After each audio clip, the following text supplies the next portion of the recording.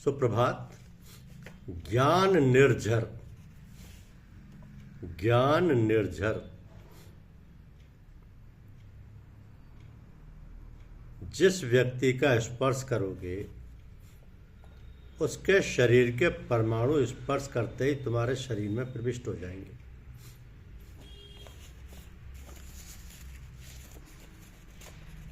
प्रविष्ट हो जाएंगे। अनीति से कमाया हुआ धन कमाने वाले को दुख देता है, उत्तराधिकारियों को भी दुख देता है। कोई संत जप एवं ध्यान में लीन हो तो वहां मत जाओ। जाओ तो चुपचाप प्रणाम करके चले जाओ और उनके साथ सांसारिक बातें मत करो। अधिकारी शिष्य को सद्गुरु अवश्य मिलता है। मन को बार बार समझाओ कि ईश्वर के सिवा मेरा कोई नहीं है, मैं किसी का नहीं। इंद्रियों को भोग से शांति नहीं मिलती। प्रभु स्मरण एवं प्रभु सेवा से शांति मिलती है।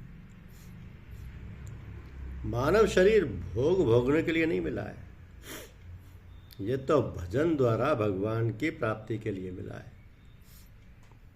तो जीवन को ऐसा बनाओ कि मृत्यु के समय भगवान याद आए। ध्यान के बिना ईश्वर दर्शन नहीं प्राप्त हो सकता। विषयानंदी व्यक्ति को ब्रह्मानंद का आनंद समझ में नहीं आता। भोग में क्षणिक सुख है, त्याग में स्थायी आनंद है। भोजन करना पाप नहीं है। भोजन के साथ तन्मय होना एवं भोजन के लिए भगवान को भुला देना पाप है।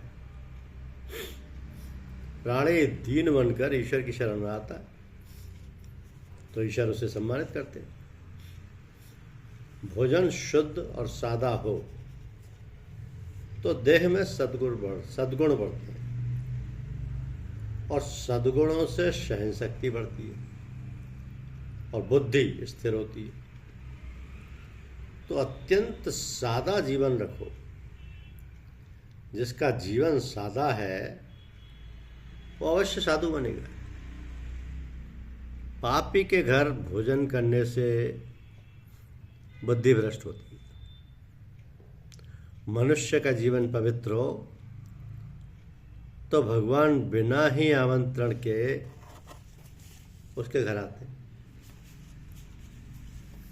और यदि प्रभु का स्मरण ही तुम्हारा जीवन श्रम हो तो एक महान आनंद और निर्विकार शांति तुम्हें प्राप्त हो तथा जो बीभत्स लगता था वो सुंदर प्रतीत होगा और जो भयंकर लगता था वो सर्व प्रेम में प्रतीत होगा। और तब उस संत के साथ जिसने नाग द्वारा डसे जाने पर कहा था, देखो देखो मेरे प्रीतम का संदेश वाहक आया है, तुम भी वही कहोगे। या उस संत के समान जिसने बाघ के मुंह में कहा था, शिवो हम शिवो हम, तुम भी कहोगे शिवो हम शिवो हम। यही आत्मा की शक्ति है, यही वास्तव में उसका प्रकटीकरण है, यही दिव्यता का भाव है, क्योंकि यही दिव्यता का दर्शन है। धन्यवाद।